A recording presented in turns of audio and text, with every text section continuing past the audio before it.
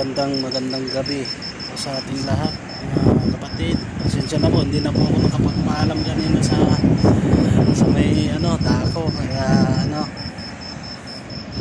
kaya sasamantalain ko na ngayon, nakapasyal sa labas. O yan, laking dahon. Kaya sasamantalain ko na ngayon, mag short video ako dito para makapagpaalam lang. Kaya pasensya na po.